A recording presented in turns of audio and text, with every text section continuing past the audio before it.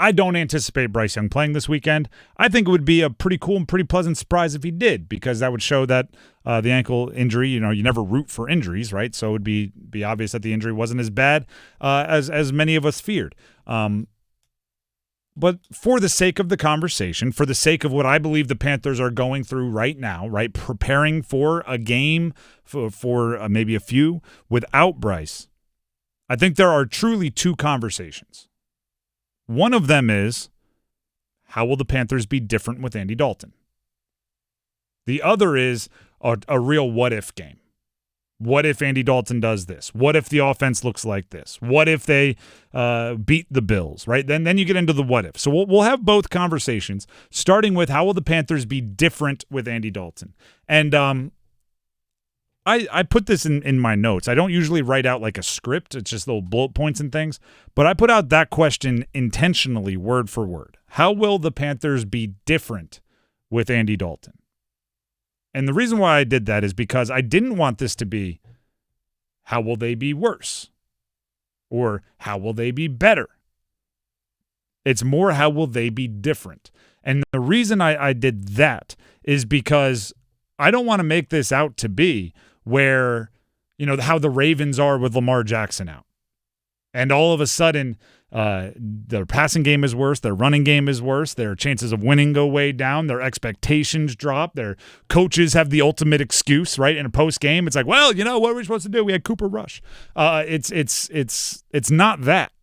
It could be different, right? You know what? We didn't have as many RPOs, couldn't run the run-pass options because Andy Dalton is 37 years old and he's not as fleet of foot as he once was. We had to dial up some more deep balls because he's more comfortable cutting it loose downfield than Bryce Young is, right? That's different. That's not better or worse, right? I don't see a huge difference in quarterback quality of play, aside from I do think anytime you go from a guy that's taken all the one reps, all the first team reps, and go to the guy who hasn't been getting those reps, I think familiarity and trust become a thing. Right? Everybody's doing everything offensively. They're running their routes. They're snapping the ball. They're listening to the cadence based on the preferences of Bryce Young. Right? The entire offensive playbook is like a baseball mitt broken into the contours of Bryce Young's hand. And now Andy Dalton has to go try to, field a grounder with it. Aside from that, I don't see a huge difference in quality of play. I do see some differences in how they will be deployed, and I've touched on some of them. Right? I think the running game will be slightly different, and there will be a slightly bigger challenge. There is a huge difference for the defense in, after Bryce Young hands off the ball, him carrying out a fake, and after Andy Dalton hands off the ball, him carrying out a fake.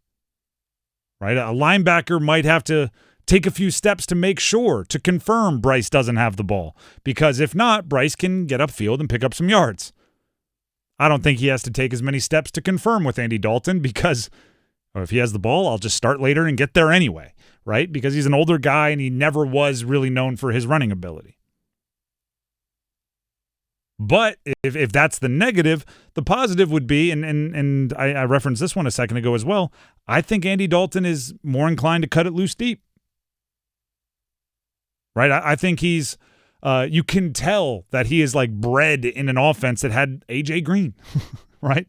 You just get comfortable throwing it deep, and then you figure out the rest later. So if Fritterer McMillan is running downfield, I think you're more likely to get let's see if he can make a play throw. Probably with a little bit more air under it, probably with a little bit more trust in his receiver, because that's what we've seen from Andy Dalton going back, to TCU, like going back 2 decades. Right? So this is a challenge, but also a chance for the play caller, Dave Canales, to show that he knows his guys and he can call a game tailor-fitted to different play styles. The same play call with these two guys could go in with very different expectations. And then also, Andy Dalton's veteran. Right? I think you handle him differently in the headset. I think you handle him differently in a lot of ways. How much younger is he than Dave Canales? Can't be much. 5 years, something like that. How old is old Davey C? Dave Canales age. He's 43? 44. Turned 44 in May. So he's 7 years older than Andy Dalton versus, 20 years older than Bryce Young. That's a different beast. That's a different relationship. That stuff I think is interesting socially, but it shouldn't impact the game a ton. Then there's the what if game. Before we get to the what if game, I'm told we have some audio from Dave Canales talking about Bryce Young. So here's that audio. Afterwards, I saw a little bit of it. Did more than he did yesterday, so that's good. That's our plan right now. Is each day try to push him a little bit more, see if we can get him out there in a different capacity. Wasn't able to practice today, but was working on the side. Was able to do some movement stuff, and we'll just take it day to day and make the best decision. So he's officially day to day still. Yes. And not prepared to declare Andy Dalton the starter on Sunday. Not right now, yes. But Andy did take all the reps today with the group. Hendon Hooker and Mike White are here. We're first day to get to look at Mike in person to see him throw. He did a great job. Hendon handled most of the scout reps there, but the whole group, they're all, just pulling for Bryce, and Bryce as well. He's pushing and he's trying and he's determined to try to, make himself available for Sunday, but we have to take it day to day and we got to make a decision, when it comes down to it. So that's the latest, all of the updates based on today's practice and availabilities on Bryce Young. The reason why I wanted you to hear that and the reason why Dennis did a great job getting that pulled off, he really wasn't talking to the media that long ago, is because of the what-if game. And a game might not be it's the what-if exercise. I'm big on setting what is success and how much success needs to be achieved in order to change opinions ahead of time. Because we all have players we like, okay?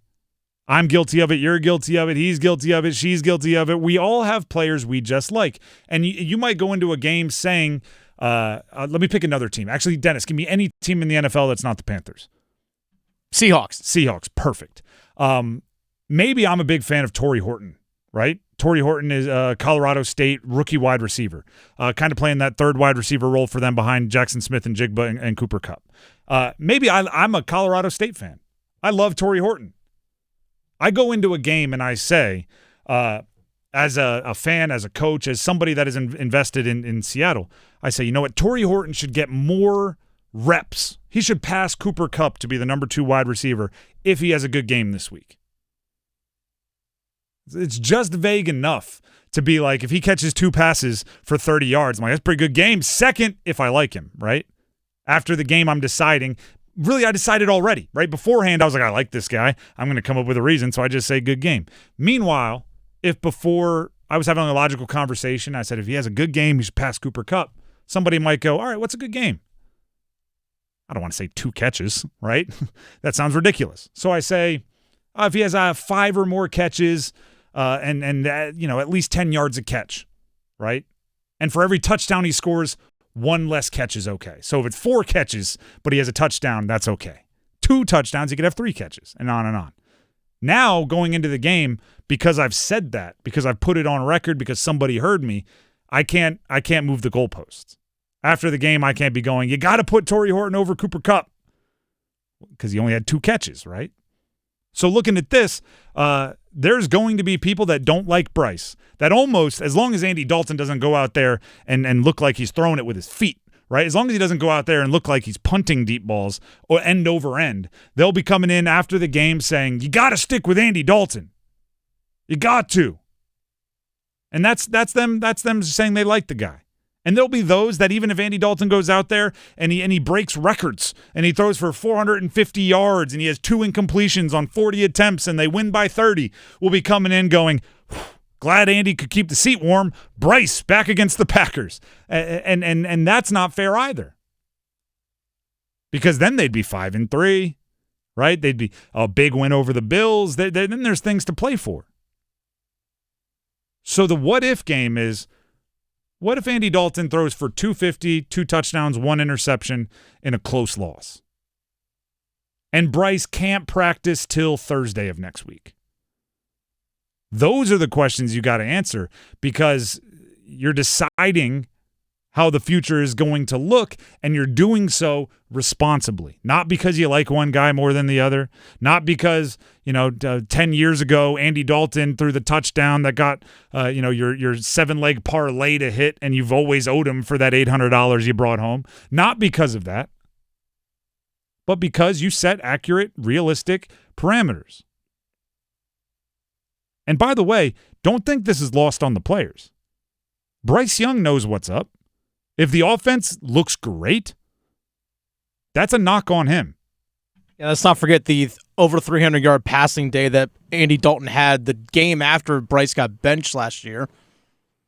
Even if they go back to Bryce, no matter what, which, as long as they don't win the next game, I think you go back to Bryce just because of where they are in their careers and what they could mean to the future.